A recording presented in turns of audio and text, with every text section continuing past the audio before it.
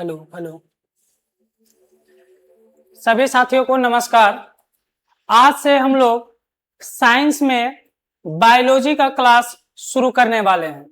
ठीक है, साइंस का 3 से 4 सेगमेंट होता है, फिजिक्स, केमिस्ट्री, बायोलॉजी और इन्वायरमेंट। तो ये 4 सेगमेंट में हम लोग बायोलॉजी पढ़ने वाले हैं। पहले आपको चारों सेगमेंट से क्वेश्चन देखने के लिए साइंस में मिलेगा। तो आप चाहे रेलवे का तैयारी कर रहे हैं या झारखंड के किसी भी एग्जाम का तैयारी कर रहे हैं जिसमें साइंस पूछता हो, या आप सेंट्रल गवर्नमेंट का किसी भी एग्जाम का तैयारी कर रहे हैं जिसमें साइंस आता है, उसके लिए ये क्लास बहुत ही इंपॉर्टेंट है। तो आज से हम लोग का साइंस का क्लास शुरू हो रहा है। तो आज हम लोग पढ़ेंगे बायोलॉजी के बारे में। तो पहले समझेंगे बायोलॉजी होता क्या है। तो बायोलॉजी खुद बोलता है कि हम क्या हैं। तो बायोलॉजी को 2 हिस्सा में अगर हम तोड़ते हैं, तो बायोलॉजी को 2 हिस्सा में तोड़ते हैं, तो एक होता है बायोस और दूसरा होता है लोगोस। बायोस का मतलब होता है सजीव और लोगोस का मतलब होता है अध्ययन करना। यानी कि बायोलॉजी खुद बोलता है कि सजीव के बारे में अध्ययन करना ही बायोलॉजी कहलाता है। अगर आप सजीव के बारे में पढ़ रहे हैं यानी कि उस सेगमेंट का नाम क्या है, बायोलॉजी है। मतलब बायोलॉजी जीव विज्ञान में केवल और केवल हम लोग सजीव के बारे में पढ़ते हैं। तो परिभाषा होता है कि जीव विज्ञान विज्ञान की वह शाखा है जिसके अंतर्गत सजीव का अध्ययन किया जाता है। ठीक है, उसी को हम क्या बोलते हैं, बायोलॉजी बोलते हैं या जीव विज्ञान बोलते हैं। जीव विज्ञान शब्द सर्वप्रथम किसने दिया था, तो लेमार्क और ट्रेविग्निस ने दिए थे। ये कब दिए थे, 1802 ईस्वी में दिए थे। तो आप लोग को यह समझ में आ गया होगा कि बायोलॉजी किसे कहते हैं, जीव विज्ञान किसे कहते हैं, यह समझ में आ गया होगा। अब समझते हैं कि बायोलॉजी में पहले बायोलॉजी केवल बायोलॉजी ही था, बायोलॉजी का कोई पार्ट्स नहीं था। तो इसलिए बायोलॉजी का पिता कौन है, तो बायोलॉजी का पिता पूछेगा तो बायोलॉजी के पिता हैं अरस्तु। बायोलॉजी के पिता कौन है, अरस्तु। यानी कि जीव विज्ञान के पिता कौन है, अरस्तु। लेकिन जब धीरे धीरे डेवलप होते गया तो बायोलॉजी को 2 हिस्सा में बांट के पढ़ने लगे। एक पढ़ने लगे जूलॉजी में और दूसरा पढ़ने लगे बॉटनी में। ठीक है, पहले जूलॉजी और बॉटनी को ही मिलाकर बायोलॉजी बोल देते थे। ठीक है, अब जूलॉजी का मतलब क्या होता है, जंतु विज्ञान। ठीक है, बॉटनी का मतलब क्या होता है, पादप विज्ञान। ठीक है, जूलॉजी का मतलब जंतु विज्ञान, बॉटनी का मतलब हो गया पादप विज्ञान।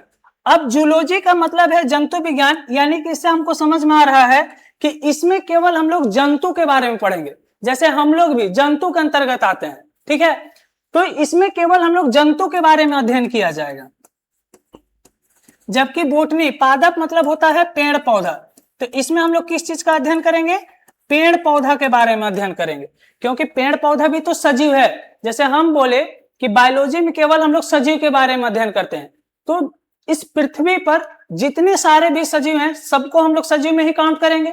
तो सजीव होता क्या है, अगर कोई आपसे पूछे तो आप क्या बोलिएगा कि जिसमें श्वसन करता हो, जो उत्सर्जन करता हो, जो प्रजनन करता हो, जो गति करता हो, ये सब क्या है, सजीव के क्या है, गुण है कि वो सजीव है, इसे बतलाने लायक है ना, है कि नहीं है, तो वो है। तो जूलॉजी जंतु विज्ञान, बॉटनी मतलब पादप विज्ञान। तो जूलॉजी मतलब है कि हम लोग जंतु के बारे में अध्ययन करेंगे, बॉटनी में हम लोग पेड़ पौधे के बारे में अध्ययन करेंगे। अच्छा, पादप विज्ञान के अंतर्गत वो छोटे जीव भी आते हैं जिसको हम खुले आंख से नहीं देख सकते हैं। मतलब ऐसे छोटे जीव जिसको देखने के लिए सूक्ष्मदर्शी की आवश्यकता होती है, उसको हम लोग किस कैटेगरी में काउंट करते हैं, पादप की कैटेगरी में काउंट करते हैं। ठीक है, जंतु मतलब हम लोग हो गए, गाय हो गई, बैल हो गई, सब जंतु के अंतर्गत आएंगे।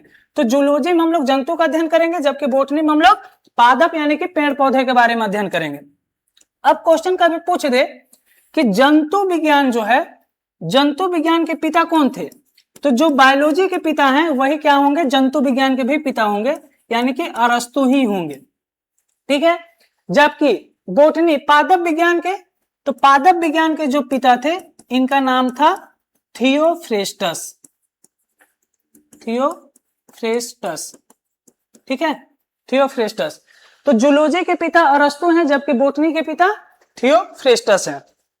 ठीक है, इन्होंने लगभग 500 से भी अधिक जीव जंतु के बारे में स्टडी किए थे, ठीक है, और इसको हिस्टोरिया एनामिलियम, ठीक है।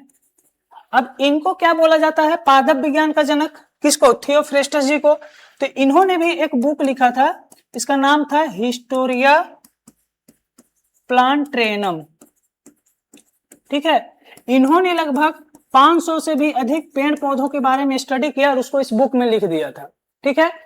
तो ये है बायोलॉजी का थोड़ा सा क्लासिफिकेशन। तो बायोलॉजी को दो हिस्सा में बांट के पढ़ते हैं, एक जूलॉजी, दूसरा बोटनी में। जूलॉजी को जंतु विज्ञान बोलते हैं, जबकि बोटनी को पादप विज्ञान बोला जाता है। जंतु विज्ञान के जो पिता हैं उनको हम लोग क्या बोलते हैं, अरस्तु। पादप विज्ञान का जो पिता है उनका नाम क्या है, थियोफ्रेस्टस। अब इनको पिता कहा जा रहा है तो इनके पीछे कुछ ना कुछ रीजन है।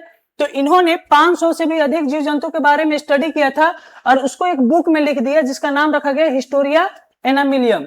और इन्होंने भी लगभग 500 से भी अधिक पेड़ पौधे के बारे में स्टडी किए थे और उसको एक बुक में लिखे थे जिसका नाम रखा गया था हिस्टोरिया प्लांटेनम। ये बायोलॉजी का क्लासिफिकेशन हो गया। अब आपका मन में क्वेश्चन आएगा कि सर ये तो सजीव है, बायोलॉजी क्या होता है, बायोलॉजी का क्या क्लासिफिकेशन है, हम लोग पढ़ लिए थे। अब आपका मन में क्वेश्चन आएगा कि आखिर सजीव बनता कैसे है, कोई भी सजीव का निर्माण हुआ कैसे है। तो कोई भी सजीव है उसका जो निर्माण हुआ है वो सेल से हुआ है, कोशिका से हुआ है। तो क्या है कि जितने सारे भी पृथ्वी में सजीव हैं, सारे सजीव का जो निर्माण हुआ है किससे हुआ है, सेल से मिलकर हुआ है, कोशिका से मिलकर बना हुआ है। तो हम लोग का पहला चैप्टर ही होगा कोशिका, ठीक है। क्योंकि सजीव का निर्माण जिस चीज से हुआ है अगर हम उसी के बारे में ही ना जाने तो फिर बायोलॉजी पढ़ने से फायदा ही कैसे होगा, नहीं ना होगा। तो पहले हम लोग जानेंगे सेल के बारे में। तो हम लोग का बायोलॉजी का पहला चैप्टर होगा सेल, कोशिका क्या होता है। तो कोशिका क्या होता है, तो कोशिका के बारे में हम लोग थोड़ा सा समझते हैं, ठीक है। तो देखिए कोशिका सेल के बारे में, तो कोशिका क्या होता है, जीवन की मौलिक इकाई होती है। मतलब कोई भी जीव है, ठीक है, उसका सबसे छोटा इकाई क्या है, सेल है, कोशिका है। मतलब जितने सारे भी सजीव हैं वो किससे मिलकर बने होंगे, कोशिका से ही मिलकर बने होंगे। बात समझ में आ रहा है। यानी कि हम लोग भी, अगर जैसे हम लोग भी सजीव हैं तो हम लोग का भी निर्माण किससे हुआ होगा, कोशिका से ही हुआ होगा, ठीक है। तो कोशिका किसे कहते हैं, तो जीवन की मौलिक इकाई या जीवन के निर्माण खंड बोला जाता है। कोशिका को क्या बोला जाता है, जीवन के निर्माण खंड। जीवन एक की संरचनात्मक और क्रियात्मक इकाई भी बोला जाता है। तो कोशिका को क्या बोला जाता है, जीवन की संरचनात्मक और क्रियात्मक इकाई भी बोला जाता है, ठीक है। ये बात याद रखना है। अब आपका मन में क्वेश्चन आएगा कि सर हम लोग का बॉडी तो सेल से बनता है, लेकिन सेल होता कैसे है, सेल से हम लोग का बॉडी का निर्माण कैसे होता है, पहले वो बताइए हम लोग को। तो देखिए हम लोग के बॉडी में पहले बनता है एक सेल, ठीक है, एक कोशिका बनता होगा। अब क्या होता है कि बहुत सारा जब कोशिका आपस में आके मिल जाता है, बहुत सारा कोशिका आपस में आके मिलता है, तब बनाता है टिश्यू। टिश्यू मतलब उत्तक, क्या बनाता है, उत्तक बनाता है, ठीक है। पहले एक कोशिका बनता है, एक कोशिका को ही सेल बोलते हैं, ठीक है। बहुत सारा जब कोशिका मिल जाता है तब क्या बनाता है, टिश्यू यानी कि उत्तक। और जब बहुत सारा टिश्यू का समूह आपस में आके मिलेगा, बहुत सारा टिश्यू का समूह आपस में जब आके मिल जाएगा, तो बहुत सारा टिश्यू जब आपस में आके मिलता है तब निर्माण करता है किसका, ऑर्गन का, ठीक है, यानी कि अंग का निर्माण होता है, ठीक है। यानी कि पहले एक कोशिका बना, बहुत सारे कोशिका के मिलने से टिश्यू यानी कि उत्तक बना। जब बहुत सारा उत्तक आपस में आके मिल गया तब किसका निर्माण हुआ, ऑर्गन का निर्माण हुआ, अंग का निर्माण हुआ। जब बहुत सारा अंग, जैसे कि आंख, नाक, कान, ठीक है, मुंह, ये बहुत सारा अंग है हम लोग का, तो बहुत सारा अंग बन के रेडी हो गया है। अब जो जो अंग जिस तरह से काम कर रहा है उसको एक सिस्टम में फिट किया जाएगा, ठीक है। जैसे कि हम पाचन तंत्र का एक एग्जाम्पल लेके समझाते हैं कि पाचन तंत्र में पहले क्या होता है, ठीक है। हमको मेरा थोड़ा डायग्राम कम ये अच्छा नहीं बनता है, तो ये समझिए माउथ है, ठीक है, ये जो है ग्रास नली है, ठीक है। माउथ, मुंह से खाना लिए, ग्रास नली आया, ग्रास नली भी एक अंग है। उसके बाद खाना हम लोग का कहाँ आएगा, पेट में। पेट में आने के बाद ये जाएगा छोटी आंत में, और छोटी आंत से जाने के बाद ये जाता है बड़ी आंत में। तो फिर जाएगा छोटी आंत में, ये पेट हो गया, ये छोटी आंत हो गया, ये हो गया बड़ी आंत। ठीक है, समझना है, बड़ी आंत हो गया। अब इतने सारे अंग बना, तब मेरा कौन सा काम कर रहा है? पाचन तंत्र काम कर रहा है। ठीक है, तो मुंह, ग्रास नली, पेट, छोटी आंत और बड़ी आंत, ये सारे अंग जिस सिस्टम में काम कर रहा है उसी सिस्टम इसको हम फिट कर दिए, तो इसी को हम क्या बोलेंगे? ऑर्गन सिस्टम बोलेंगे। मतलब जो जो अंग एक तरह का काम कर रहा है उसको एक सिस्टम में फिट किया जाता है, उसी को हम बोलते हैं ऑर्गन सिस्टम। तो ऑर्गन बन के रेडी था। अब जब बहुत सारा ऑर्गन जो एक सिस्टम में काम करेगा, उस सिस्टम को ही बोलेंगे ऑर्गन सिस्टम बोलेंगे। ठीक है, अब हम लोग का बॉडी में बहुत सारा ऑर्गन सिस्टम है, जैसे पाचन तंत्र, श्वसन तंत्र। तो पाचन में जो जो अंग भाग लिया है उसको एक सिस्टम में फिट करेंगे, श्वसन में जो जो अंग भाग लेगा उसको एक अंग में फिट करेंगे, उत्सर्जन में जो जो अंग भाग लेगा उसको एक सिस्टम में फिट करेंगे। ठीक है, तो इस तरह से हम लोग का बॉडी में बहुत सारा ऑर्गन सिस्टम है। तो बहुत सारे ऑर्गन सिस्टम को जब हम ला के फिट कर देते हैं, तब किसका निर्माण होता है? बॉडी का निर्माण हो जाता है, शरीर का निर्माण हो जाता है। ठीक है, और बहुत सारा ऑर्गन आके मिलता है, तो इसी को हम बोलते हैं अंग तंत्र बोलते हैं। तो हम लोग का बॉडी कुछ ऐसा बनता है। पहले हम लोग का बॉडी में एक सेल बनता होगा, बहुत सारे सेलों के मिलने से टिश्यू बनता है, बहुत सारा टिश्यू जब मिल जाता है तो अंग बनता है, बहुत सारा अंग एक सिस्टम में फिट हो जाता है, तो उसी को हम अंग तंत्र या ऑर्गन सिस्टम बोलते हैं। और बहुत सारा सिस्टम को जब हम फिट कर देते हैं, तब किसका निर्माण हो जाता है? बॉडी का निर्माण हो जाता है, शरीर का निर्माण हो जाता है। ठीक है, अब आपका मन में क्वेश्चन आता होगा कि सर ये एक सेल बनता कैसे है? एक सेल तो कोई ना कोई बनाता होगा बॉडी में, एक सेल तो ऐसे आ ही नहीं जाता होगा ऊपर से। तो एक सेल बनता कैसे है? तो एक सेल हम लोग का बॉडी में पहले बनता कैसे है? तो इधर समझिए, हम लोग का बॉडी में रिप्रोडक्शन के लिए दो चीज का होना आवश्यक है। ठीक है, एक मेल बॉडी से निकलता है क्या? स्पर्म, और फीमेल बॉडी से क्या निकलता है?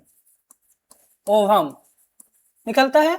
मेल बॉडी से जब स्पर्म फीमेल बॉडी के ओवम में जाता है, और ये क्या करता है? फर्टिलाइजेशन करता है, यानी कि निषेचन करता है। ठीक है, और जब ये स्पर्म और ओवम आपस में मिलता है तो फर्टिलाइजेशन होता है, और ये फर्टिलाइजेशन के बाद, ठीक है, सरसों के जो दाना होता है ना, उससे भी छोटा एक अंग का निर्माण होता है, या हम बोल सकते हैं कोई चीज का निर्माण होगा जिसको बोलते हैं जाइगोट। ठीक है, जिसको हिंदी में बोला जाता है युग्मनज। ठीक है, तो जब स्पर्म और ओवम आपस में मिलता है तो क्या बनाता है? निषेचन करता है, तब क्या बनाता है? जाइगोट। और ये जो जाइगोट बनता है ना, ये जो सरसों के दाना से छोटा होता है, इसी को हम बोलते हैं सेल। ठीक है, ये क्वेश्चन पूछा गया है कि सेल को हम और किस नाम से जानते हैं? तो सेल को हम जाइगोट के नाम से भी जानते हैं। ठीक है, अब यही जाइगोट जब थोड़ा सा बड़ा हो जाएगा, तभी बनाता है एम्ब्रो, यानी कि भ्रूण। ठीक है, और यही भ्रूण बड़ा होकर क्या बन जाता है? बेबी का रूप ले लेता है। ठीक है, बेबी का रूप ले लेता है, यानी कि यही छोटा सा बच्चा बनता है। तो हम लोग का बॉडी में ही बनता है। तो पहले स्पर्म ओवम आपस में फर्टिलाइजेशन करके निषेचन किया, और निषेचन करने के बाद क्या बनाया? जाइगोट, और यही जाइगोट बना था सेल। अब जो सेल का प्रोसेस बतलाया पीछे, बस उसी तरीके से काम करके क्या बना देगा? बॉडी बना देगा। तो आज के लिए इंट्रोडक्शन क्लास था, आज बस इतना ही। कल